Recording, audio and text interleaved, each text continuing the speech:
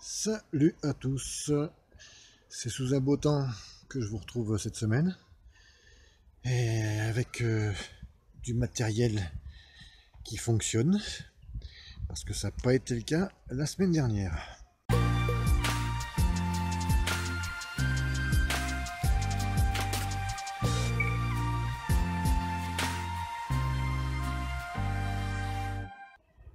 En effet, la semaine dernière, j'ai voulu vous filmer, enfin j'avais filmé les carottes en gouttière, le démoulage.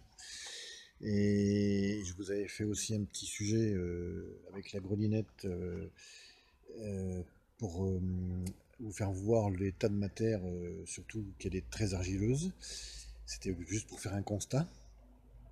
Et puis aussi sur le broyat de bois que j'ai été chercher il y a une dizaine de jours pour mettre dans mes allées. Bon, tout ça, c'était bien en vidéo. Le problème, c'est que ma tablette n'a jamais pu redémarrer. Et donc, tout a été perdu. Ce qui fait que, comme vous avez pu le voir, il n'y a pas eu de vidéo la semaine dernière.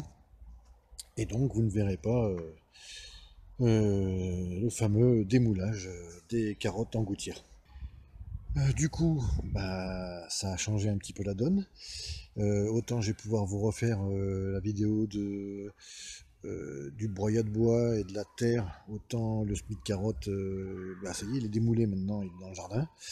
Donc ça, je pourrais pas vous le refaire voir comment on démoule, mais bon, je vous indiquerai comment j'ai fait.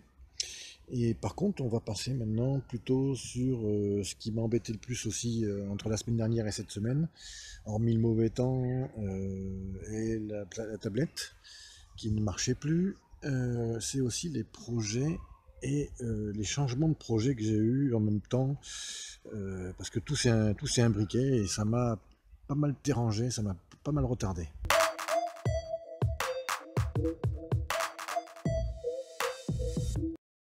Dans les projets qui étaient prévus, cette petite bande, vous vous souvenez sûrement de cette bande-là qui a été faite l'année dernière, voilà.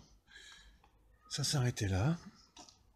Et là, il y avait de l'herbe et j'ai dit, tiens, je vais faire une autre bande pour faire plutôt des semis style carotte, laitue, en pleine terre, c'est-à-dire sans paillage. Et le jardin, justement, je pourrais mettre plus de paillage, du broyat de bois, etc. Donc ici, la terre va pas rester spécialement à nu, mais c'est un endroit qui sera souvent dépaillé. En passant, j'ai oublié de vous dire, mais j'ai planté quelques laitues. Ça, c'était la nouvelle parcelle.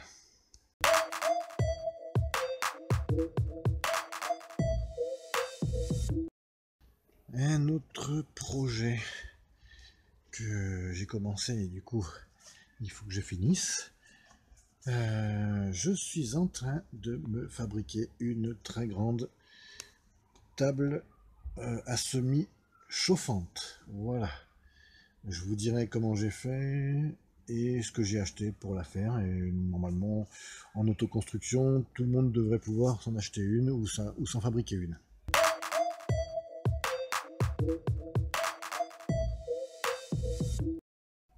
Alors, pourquoi ce chantier n'arrive pas bien à se finir?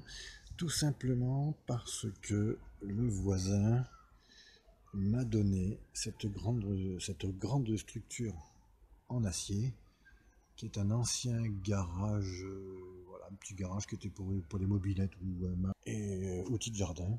Et je n'ai récupéré que la structure. Et pourquoi ça m'a retardé, je vais vous dire tout de suite, c'est parce que je ne sais pas quoi vraiment en faire. Est-ce que j'enlève cette serre, cette ancienne serre, et que je mets celle-là à la place en l'entourant de film de serre, hein, le film plastique, justement, et je fabriquerai éventuellement une porte, etc. Alors, oui, la serre, elle est pas dans ce sens-là, ça c'est les pieds, voilà. Les pieds sont là, là et là-bas, ce qui fait que il faut la mettre dans ce sens-là pour qu'elle soit vraiment dans le bon sens. Donc ça me retarde parce que je ne sais pas s'il faut que je remplace cette serre par celle-là. Le problème c'est que ce mur et ce mur sont pas à 90 degrés, sont à 70 degrés, ce qui fait qu'il n'y a pas d'angle droit et ça me perturbe dans mon plan. Enfin, tout ça est fait pour m'embêter apparemment, et même si je suis très content de récupérer cette structure, je sais pas trop vraiment où la mettre, comment la mettre, remplacer celle-là ou pas, celle-là après la remettre où, en bas au jardin, mais je ne sais pas encore, enfin j'ai pas tout étudié, ce qui fait que je ne veux pas mettre de sable, parce que dans la plaque chauffante pour les semis, il faut mettre du sable, il y en a quand même 70 kilos, et je voudrais pas commencer à mettre du sable, 70 kilos de sable dedans, pour l'enlever ça se trouve dans 3 jours ou dans 2 jours ou même demain, tant que je réfléchisse. Et donc je suis très embêté pour l'instant parce que je n'arrive pas à me décider, et j'arrive pas surtout à savoir s'il y a des avantages ou des inconvénients à faire ce que je veux faire. La table à semis, ça c'est pas le problème. La table chauffante, ça c'est sûr que je vais la faire. Maintenant, est-ce que je la laisse dans cette serre? Est-ce que je démonte déjà cette serre et je monte l'autre? Et donc j'installe cette table chauffante dans l'autre serre. Tout ça, il fait que je suis un peu perdu. Et c'est pour ça que ça n'avance pas.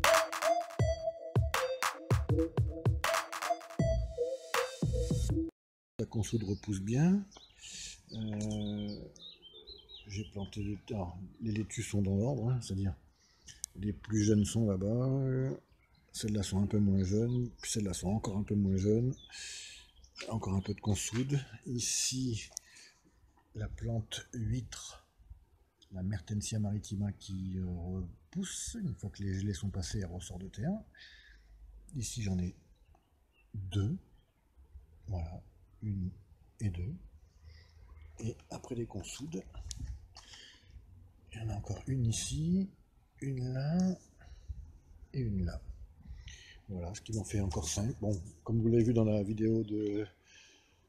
je crois que c'est la dernière, sur les semis, ou l'avant-dernière, j'en ai ressemé, donc on verra bien. Mais là, apparemment, bon, c'est peut-être pas la peine, puisque j'en ai encore 5 qui vivent. Qu'est-ce que j'ai? Alors évidemment, les salades, bon, sont toujours dans l'ordre. Donc là, elles sont encore de plus en plus vieilles, et celles-là sont pas encore bonnes à manger, mais il ne reste plus grand-chose pour pouvoir en croquer un petit peu. Qu'est-ce que j'ai aussi? J'ai mis en terre en novembre, je crois que c'était, de l'ail éléphant. J'en ai planté 11, puisque j'en avais au début 5, et un qui avait pourri, donc j'en avais plus que 4. L'année dernière, ça m'en a donné 11. Il reste donc 2 ici, et là, 2, 4, 6 et un 7. 7 et 2, 9. Bon, il y a 2 qui sont morts, apparemment, qui n'ont pas poussé. L'ail éléphant, je vous rappelle, hein, c'est le gros bulbe, enfin le gros cailleux de 500 grammes, c'est énorme, qui est un peu plus doux que l'ail normal, et qui est un perpétuel, voilà. En plus, il se dédouble tous les ans, et c'est énorme, c'est gros comme ça, hein, comme une boule de... Plus gros qu'une boule de... Toujours mes poireaux. Alors, on va faire la différence maintenant, puisque les gens prennent toujours et moi le premier, hein, prennent toujours le nom de poireau perpétuel. En fin de compte, moi je n'ai pas, enfin, c'est vraiment des poireaux perpétuels, mais dans les poireaux perpétuels il en existe plusieurs, et moi j'ai les poireaux des vignes. Alors dans le sud-ouest c'est assez courant, hein, puisque entre le Bordelais et le Bergeracois, il y a beaucoup de vignes, Saint-Émilion, etc., etc. Et donc on appelle ça dans le sud-ouest la baragane. Voilà, et qui est beaucoup plus petit en vrai, qui est beaucoup plus petit qu'un poireau, même qu'un poireau perpétuel normal. C'est beaucoup plus petit. Nous, c'est même, enfin, ceux qu'on a de la baragane, c'est même pas gros comme un crayon. C'est encore plus petit. Par contre, c'est plus doux, un peu le goût d'asperge et de poireau mélangé. Ici, des chalottes. Bon, voilà. Que c'était le rab que j'ai pas planté au jardin. Je l'ai planté ici. Je crois que c'est de l'échalote grise en plus. Celle qui met très longtemps à sortir. D'ailleurs, celle-là est à peine sortie, alors que les autres ont très bien poussé. C'est un petit peu capricieux. Là, le désherbage, tiens, voilà. un poireau perpétuel. Hein, voilà.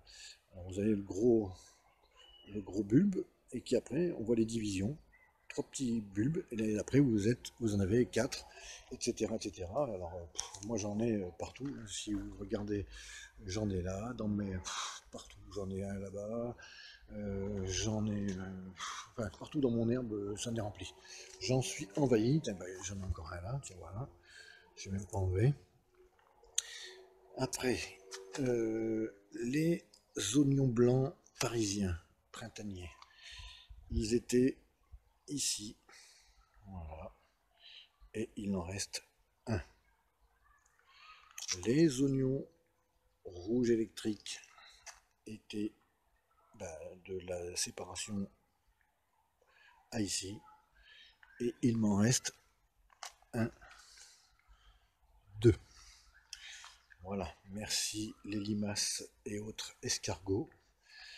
Là, je pense que sur 30, là j'en avais 32, et là j'en avais 34, je crois, un truc comme ça. Donc sur 66, hein, on va dire, bah, il m'en reste 3. Un joli score. Un petit tour